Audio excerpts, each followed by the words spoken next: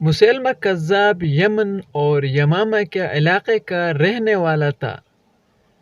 اس نے رسول اللہ صلی اللہ علیہ وسلم کے دور حیات میں نبوت کا دعویٰ کیا تھا۔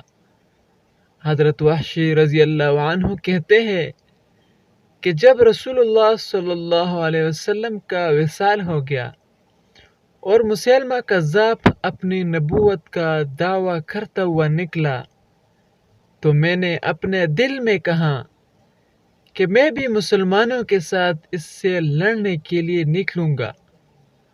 اگر میں مسیلمہ کو قتل کرنے میں کامیاب ہوا تو شاید یہ میری طرف سے حضرت امیر حمزہ رضی اللہ عنہ کے قتل کا کفارہ ہو سکے۔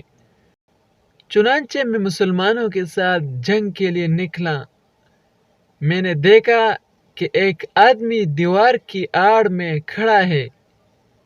میں نے جان لیا کہ یہاں مسیلمہ کذاب ہے۔ میں نے اپنا وہی نیزہ سنبھالا تھا جس سے حضرت امیر حمزہ رضی اللہ عنہ کو شہید کیا تھا، اور میں نے اس کو پھینک کر مسیلمہ کی چھاتی پر ایسا مارا کہ نیزہ اس کے کندھے سے باہر نکل گیا۔ اسی دوران کچھ انصاریوں نے بھی اس پر حملہ کر دیا۔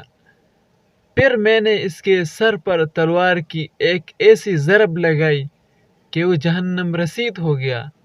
ایک باندی جو اپنے مکان کی چھت پر کھڑی یہ جنگی تماشا دیکھ رہی تھی، وہ چلا کر کہنے لگی، اے امیر المومنین، آپ کو مبارک ہو! ایک کالے غلام حضرت وحشی نے مسیلمہ کذاب کو مار ڈالا ہے۔